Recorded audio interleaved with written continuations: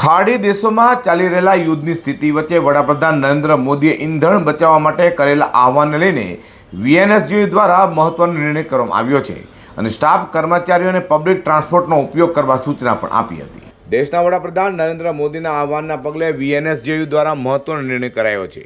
PM મોદીના આહવાનને પગલે ગુજરાતના રાજ્યપાલ આચાર્ય દેવવ્રત દ્વારા ગુજરાતની યુનિવર્સિટીઓને પત્ર લખાયો હતો અને ઈંધણ બચતમાં સહભાગી બનવા અપીલ કરી હતી। પીએમ મોદી અને રાજ્યપાલની અપીલના પગલે સુરતના વીર નર્મદ દક્ષિણ ગુજરાત યુનિવર્સિટીએ મહત્વનો નિર્ણય કર્યો છે। વીએનએસજીઓની મોટાભાગની વ્યવસ્થાઓ ઓનલાઈન કરવામાં આવી છે। પેરામેડિકલની ટેસ્ટ પરીક્ષા પણ ઓનલાઈન કરવામાં આવી છે। કોરોના કાળની જેમ જ વિદ્યાર્થીઓ ઓનલાઈન ટેસ્ટ આપશે। વિદ્યાર્થીઓ, સ્ટાફ, કર્મચારીઓ પબ્લિક ટ્રાન્સપોર્ટનો ઉપયોગ કરે તે માટે સૂચના પણ અપાઈ છે। નજીકમાં રહેતા લોકો સાયકલનો ઉપયોગ કરે ઉપરાંત પગપાળા ચાલી કચેરી આવે તે માટેની પણ સૂચના આપી છે।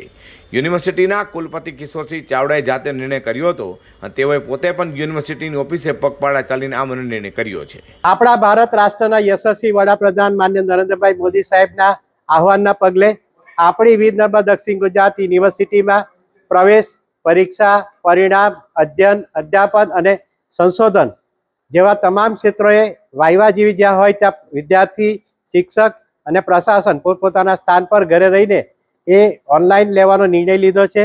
આ ઉપરાંત કેમ્પસમાં રહે છે, નજીક રહે છે તેઓ ચાલીને આવવાનો નિર્ણય લીધો છે અને જે લોકો અમારા વિદ્યાર્થી, શિક્ષકો અને તમામ જે કર્મચારીઓ જે છે એ એક વાહનની અંદર મહત્તમ લોકો બેસી શકે એ રીતે આવે, પબ્લિક ટ્રાન્સપોર્ટેશનનો ઉપયોગ કરે અને જે લોકો પ્રવાસ જવાના છે તેમને વિનંતી કરીએ કે વિદેશની જગ્યાએ ભારત રાષ્ટ્રમાં જ પ્રવાસ કરે, સ્વદેશી વસ્તુનો ઉપયોગ કરે અને આપણે ઈંધણની બચત કરીએ અને ભારત રાષ્ટ્રને મજબૂત બનાવીએ। દેશ હિતમાં નિર્ણય લઈ વિદેશી હુંડિયામણમાં સહભાગી થવા નિર્ણય કર્યો છે તો મોટાભાગની કામગીરી વર્ક ફ્રોમ હોમથી કરવા તાકીદ કરાઈ છે।